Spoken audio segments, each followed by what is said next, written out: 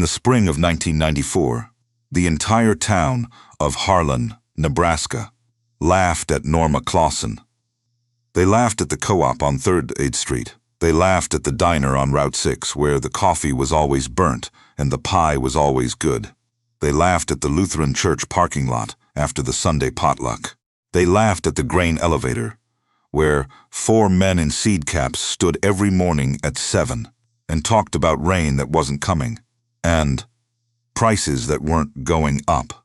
The widow Claussen had spent $340 of her dead husband's insurance money on 1,200 pounds of earthworms, a soil inoculant that came in a bag that looked like cat litter, and a subscription to a university extension newsletter that nobody in Holt County had ever heard of.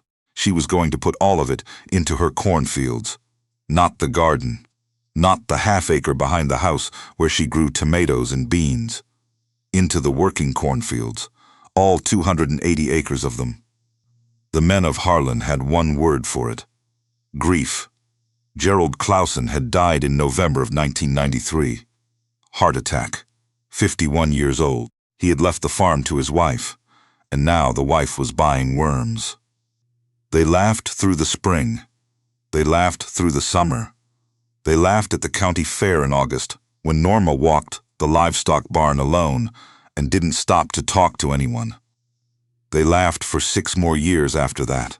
They stopped laughing in the summer of 2000, when the worst drought in a generation came through the Republican River Valley and burned the corn down to nothing in 4 surrounding counties.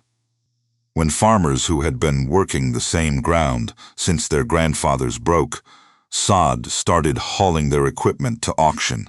When someone noticed something, there was one farm in Holt County where the corn was still standing at the end of July, where the stalks were dark green at the base, where the soil, if you pushed a hand into it, was still cool 6 inches down, where the woman everyone had called foolish had built something in the ground that nobody could see from the road until the drought came and made it visible.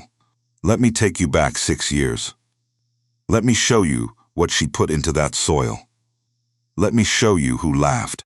Norma Claussen was 42 years old in the spring of 1994.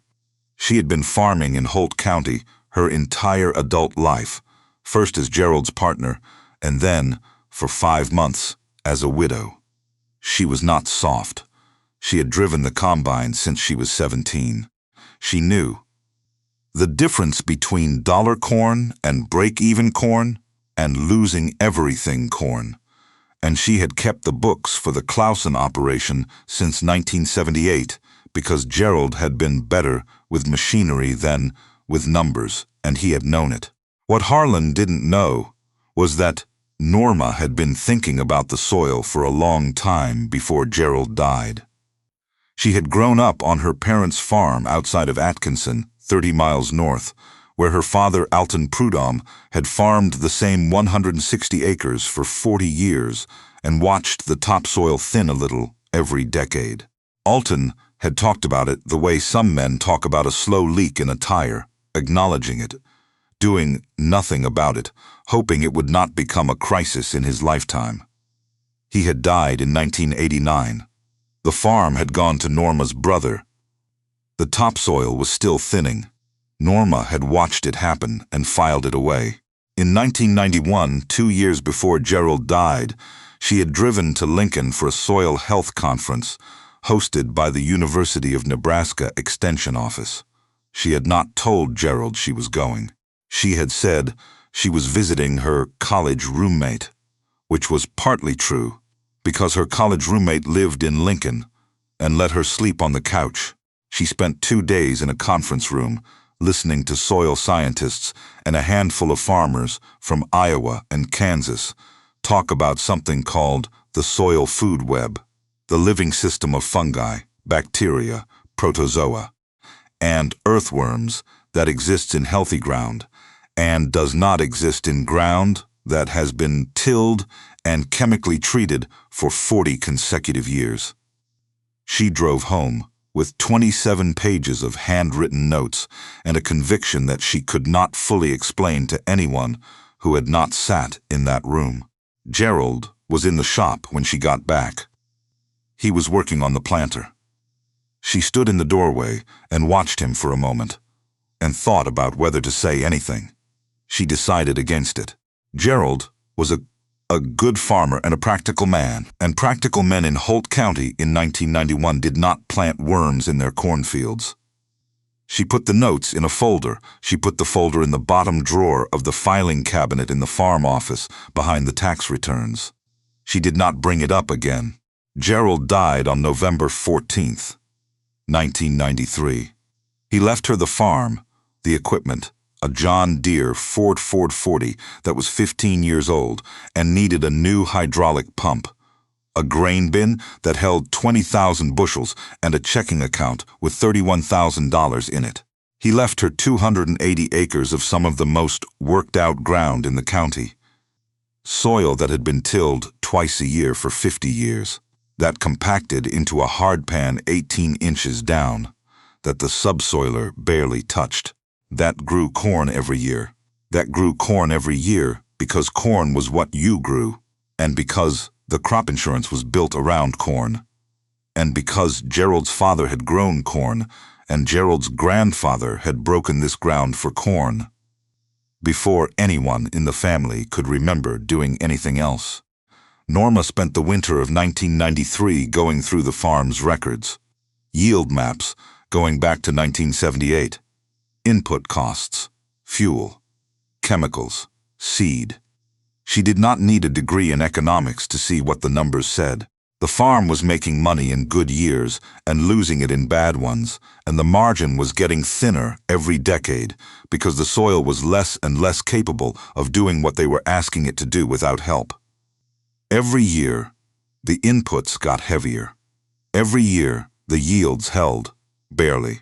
Every year, the ground needed more to give the same. She pulled the folder out of the bottom drawer of the filing cabinet on January 8, 1994. She read all 27 pages in one sitting at the kitchen table. Then she ordered every book the county library could get for her on soil biology. She wrote to the University of Nebraska Extension Office in Lincoln and asked for the names of researchers working on no-till and cover crop systems in the Central Plains. She drove to Kearney in February to sit in a room with 2 soil scientists and a farmer from Custer County named Walt Ingersoll, who had been no-till farming for 11 years and whose yields in the 1988 drought had been 40% higher than his neighbors. She spent 3 hours with Walt Ingersoll after the meeting. She showed him the Claussen farm's soil maps, its yield history, its input records. He walked her through what he had done in year 1, year 2, year 3. He told her the hardest part was not the science. The hardest part was the first 2 years, when the yields dropped slightly while the soil was rebuilding, and everyone around you was waiting to say they'd told you so. He told her one more thing before she drove home. He said, "You will not see it all at once. The soil will heal from the bottom up. The earthworms come first, then the fungi, then the biology gets complex enough that the system starts to hold water the way it's supposed to. In a normal year, you'll see 3 or 4% improvement, and nobody will notice. In the drought year, you'll see 60%, and everybody will notice all at once." He paused. He said, "That's when you'll know if you built it right." Norma wrote that down. She drove the 40 miles back to Harlan in the dark and sat in the truck in the driveway for a few minutes before going inside. The farm was quiet. The grain bin cast a long shadow across the yard in the February moonlight.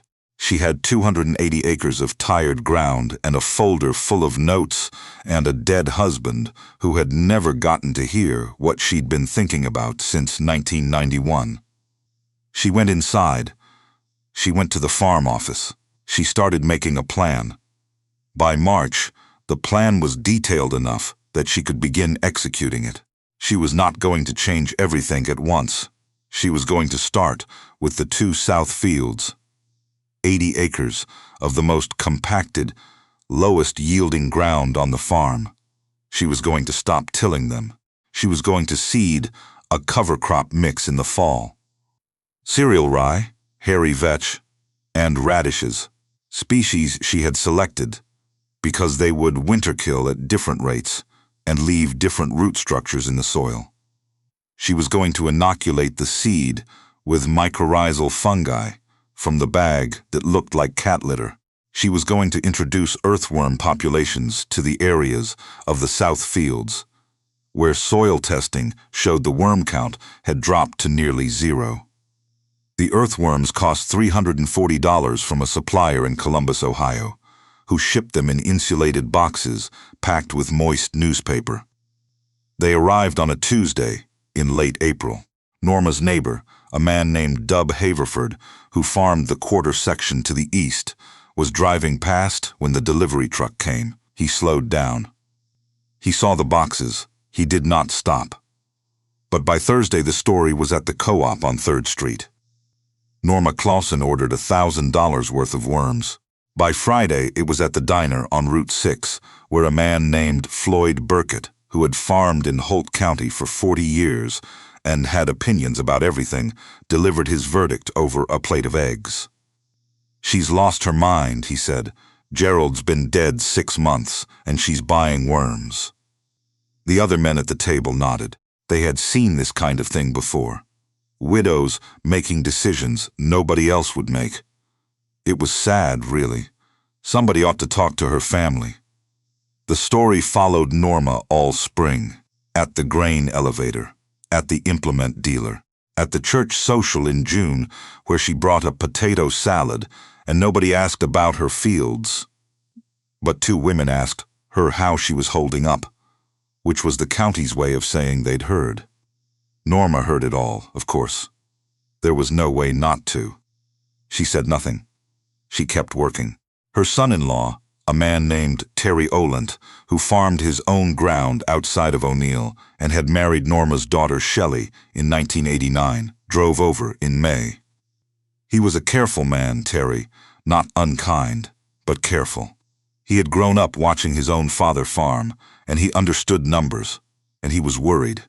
"Norma," he said, "I've been hearing some things in town." She knew what he'd been hearing. He said, "I'm not saying you can't do what you want with your ground. It's your ground. I just want to make sure you've thought this through." She told him she had thought it through. He said, "The worms don't make sense to me. Corn ground doesn't need worms. It needs nitrogen and phosphorus and rainfall, same as it always has." She looked at him for a moment.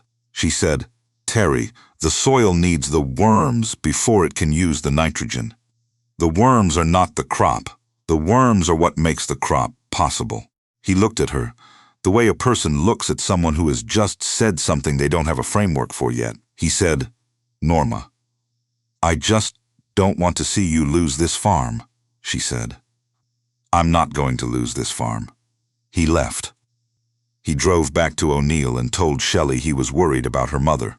Shelley said her mother was the most organized person she had ever known, and that if Norma had a plan, it was probably a better plan than anyone was giving her credit for. Terry was not fully reassured. He came back in July to walk the south fields. He looked at the ground. He looked at where she had not tilled. He looked at the cover crop residue lying on the surface where a cornfield should have been bare and worked. He did not say anything. He got in his truck and drove home. By the summer of 1994, a quarter of the south field had earthworm populations that her soil samples were registering again. 14 worms per cubic foot of soil, up from 2. Her county extension agent, a man named Kevin Strasser, who covered 4 counties and had been doing the job for 12 years, came out to look in August. He took soil cores. He took them back to the office. He called Norma 3 days later. He said, "I want to be honest with you. I did not expect these numbers." Your aggregate stability on the South 20 is the highest reading I have recorded from this county in 4 years of testing. She asked him what that meant in practical terms. He said, "It means your soil is holding itself together when it gets wet, which means it's holding water instead of letting it run off, which means that in a dry year, your south ground is going to behave differently than your neighbor's ground." He paused. He said, "I can't promise you what that difference will look like until we see a dry year." She thanked him and hung up and went back to the south field and walked it for a while in the late afternoon light. The rye residue was breaking down. The earthworm channels she could see in the cut bank of a drainage ditch were running 8–10 inches deep, deeper than any tillage implement had ever gone. The soil was darker than it had been in the spring. She walked back to the house. It was 1994. The dry year was 6 years away. She kept building. In the fall of 1994, she seeded cover crops on the south fields and let the residue lie. In the spring of 1995, she planted corn into the cover crop residue without tilling, using a no-till planter. An antelope planter she had rented from a farmer in Antelope County because nobody in Holt County owned one. Her yields on the south fields that year were 4% below her county average. Floyd Burkett heard about it somehow. He shook his head at the elevator and said, "I told you what was going to happen." Norma heard about that too. In the fall of 1995, she extended the no-till system to the north fields. All of them, 160 acres of additional ground going into a system that the county had already decided was a mistake. She had enough data from 1 year of the south fields to make her confident. The worm counts were up 30%. The soil organic matter, which had been 1.6% when she started, was at 1.9. A farmer needs 3% organic matter to have soil that functions the way soil is supposed to function. She was not there yet. She was getting there. By 1996, the yields on the south fields had come back to her county average. By 1997, they were 2% above it. The north fields, in only their second year of no-till, were still transitioning. She was patient, she had the data, and she trusted it. What Harlan did not see during those 6 years was the soil. They saw a widow who had stopped tilling her fields. They saw a farm that looked different from theirs. Messier at the surface, covered in residue that proper farmers burned off or buried. They saw a woman at the co-op buying cover crop seed instead of herbicide, which was not the way it was done. They saw her yields come in close to average and shook their heads and said, "She got lucky." They saw nothing that convinced them they were wrong. They were watching other things. Commodity prices were soft through the late 90s. Several operations in the county had taken on equipment debt they couldn't service. 2 farms changed hands between 1996 and 1999. The county was watching the markets and watching each other, and the question of what was happening in Norma Claussen's soil was not a question anyone outside of Kevsa Strasser's office was asking. Kevin had been asking it for 3 years. He had been bringing researchers out from Lincoln. Soil scientists, a graduate student, working on water infiltration rates who spent 2 days on the Claussen farm in 1997 and came back in 1998 with a professor and a set of instruments Norma had never seen before. They measured how fast water moved into her soil versus her neighbor's soil. On the Claussen ground, a simulated inch of rain infiltrated in 11 minutes. On the conventionally tilled ground across the road, it ran off in 4. The professor said, "Mrs. Claussen, I want to be direct with you. What you have built here is not visible from the outside. It is invisible. But in a drought year, invisible is the only kind of insurance that actually works." Norma poured him coffee at the kitchen table and did not say much. She had heard something like that before from a farmer in Custer County, who had told her a similar thing 4 years earlier. She believed it, but it was a dry July. She had believed it since 1991. But there is a difference between believing a thing and watching it become true in front of your eyes, and that part had not happened yet. She was still waiting for the drought year. It came in the summer of 2000. It started in late April as a dry spell. May rains that should have brought 3 inches brought less than 1. The corn went in short of moisture, and the seedlings came up thin and pale against the ground. By June, the Republican River was running low, and the county's irrigation wells were being drawn down faster than they recharged. By July, the pastures east of town were brown, and the cattle were being moved. By August, the grain elevator in Harlan had the quietest summer in 20 years, because there was not much to haul in from most of the county's fields. Floyd Burkett sold his corn crop forward in June at a loss and put in his first application for disaster assistance in 40 years of farming. He was not alone. The county extension office processed more assistance paperwork in August of 2000 than in any previous year on record. A farmer named Howard Wentz, whose ground abutted the Claussen farm on the west side, looked at his own corn in the first week of August, and then looked at Norma's corn across the fence line and did not fully understand what he was seeing. His stalks were rolled and pale. The leaves had curled inward to reduce transpiration, a stress response. His ears, where they had said it all, were short and light. He had been farming that ground for 31 years. Across the fence, Norma's corn was dark, not perfect, not lush, but standing.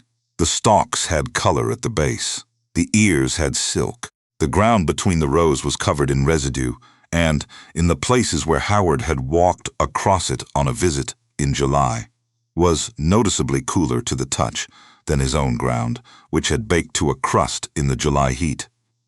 Howard Wentz walked to the fence line. He stood there for a while.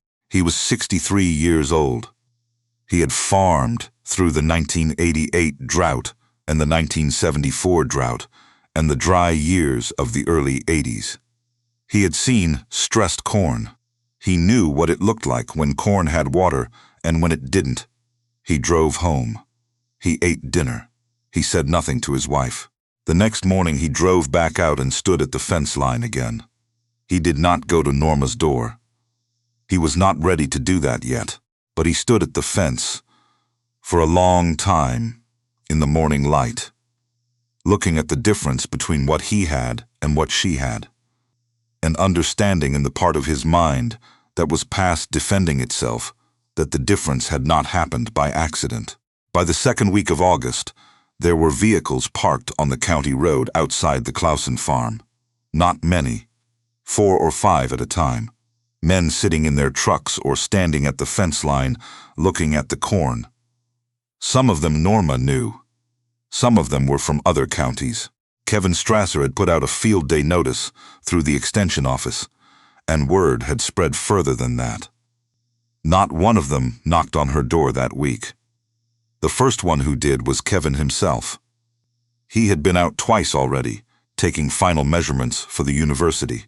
He sat at her kitchen table in mid-August with his notebook open, and did not look like a man who had been proven right, because he was not that kind of man. He said, "Norma, I want to tell you something."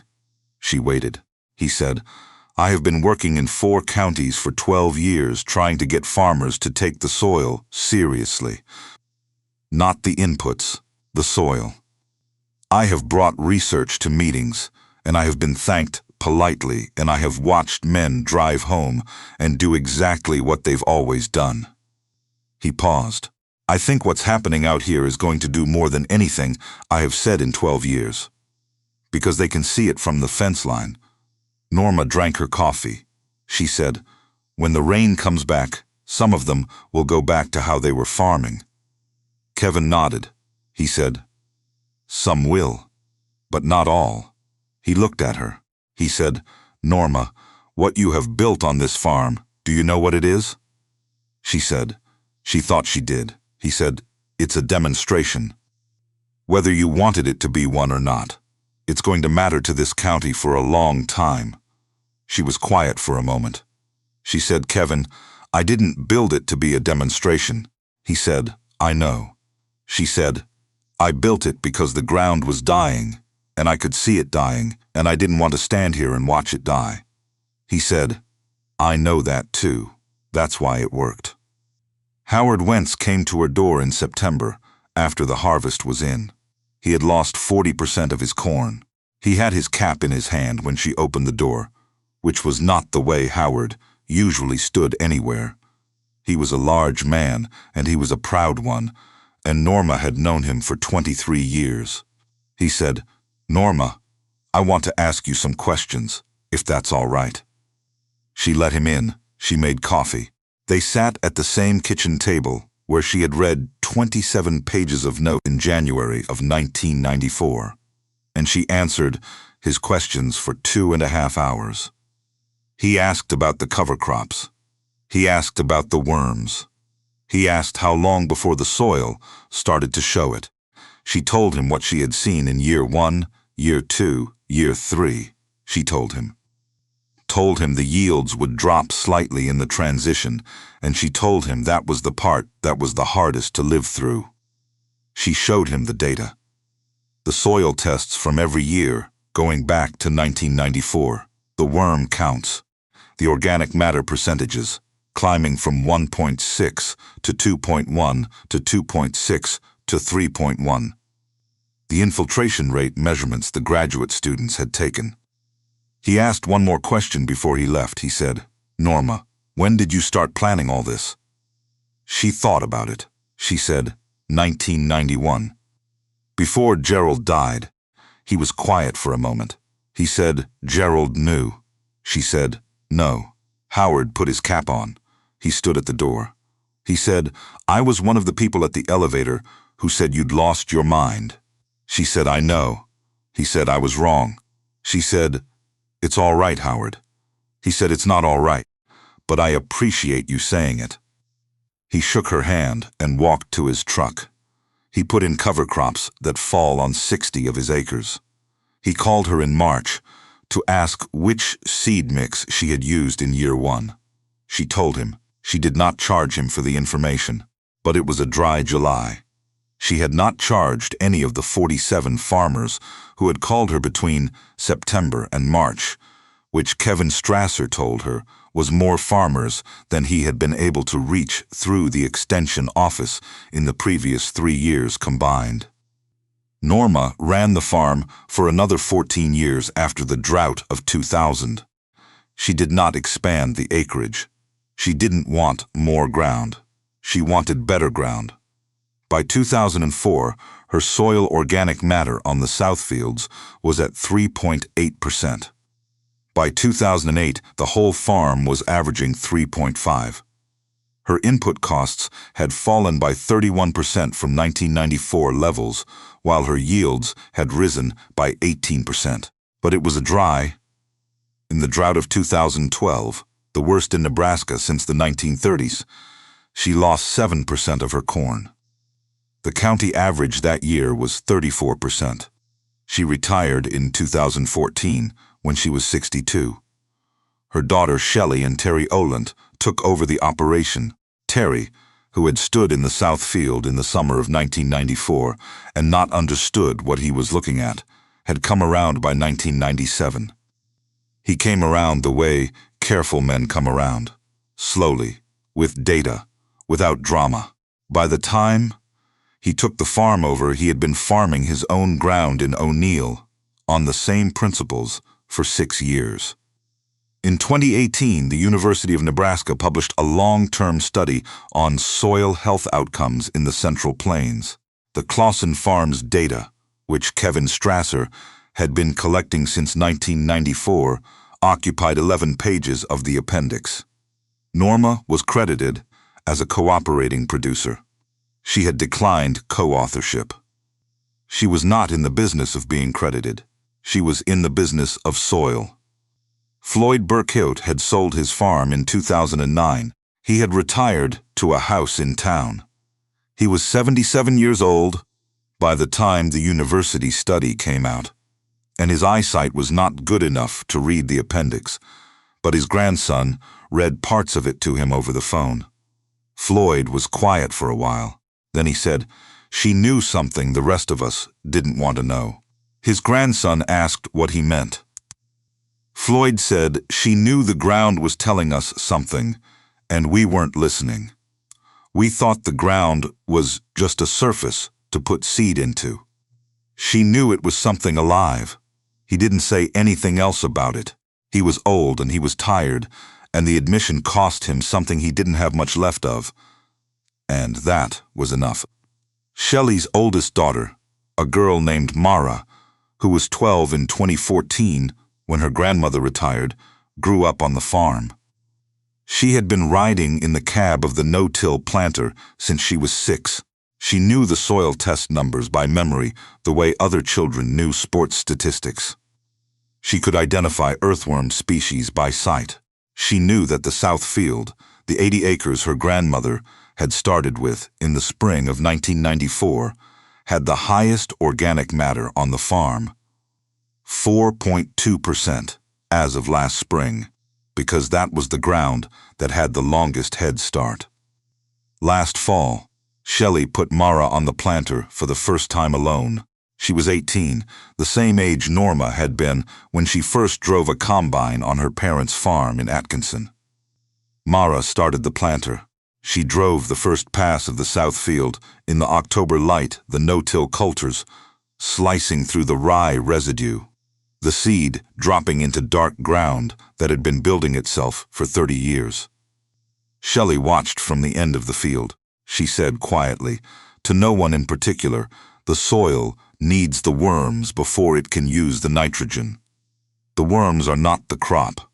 The worms are what makes the crop possible." The same words Norma had said to Terry in the spring of 1994. The same words Shelley had heard her mother say to Kevin Strasser in August of 2000. The same words she had said to Mara when Mara was 9 years old, and asking why Grandma's farm looked different from the neighbors. 3 generations. 1 sentence. Ma.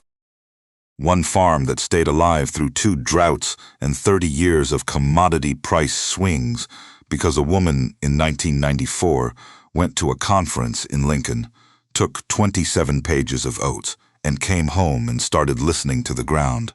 What do you see when you look at a field covered in residue in early spring? Stalks lying down, surface unturned, no clean black earth from fence post to fence post. Most farmers in Holt County saw a mess. They saw a field that hadn't been properly worked. They saw a widow who didn't know what she was doing. They saw a farm going sideways. Then the drought came, and everyone looked at the same fence line and saw something different. They saw corn that was standing. They saw ground that was holding water 8 weeks into a dry summer. They saw cattle in the next county being sold off, while Norma Claussen's yields came in 18% below her own average and 60% above everyone else's. Norma saw 27 pages of notes she had written in 1991 in a conference room in Lincoln, while her husband was home fixing the planter, and the ground was already tired, and nobody was talking about why. She saw her father's farm in Atkinson, thinning year by year. She saw a map of something alive underneath the surface of the fields that everyone else was treating like a factory floor. Everyone else saw a mess on the surface. She saw what was growing underneath it. That is the difference between someone who inherits a way of doing things and someone who asks why that way was chosen in the first place. Norma Claussen put 1,200 pounds of earthworms into her cornfields in the spring of 1994 for $340. 6 years later, the worst drought in a generation burned through the Republican River Valley, and her corn was the only corn in the county, still standing at the end of July. And the men who had shaken their heads at the elevator in 1994 stood at her fence line in August of 2000 and did not say anything at all. And the reason was not magic, and it was not luck. It was 27 in pages in a folder in the bottom drawer of a filing cabinet, and a woman who had the patience to wait 6 years for the ground to prove what she already knew was true.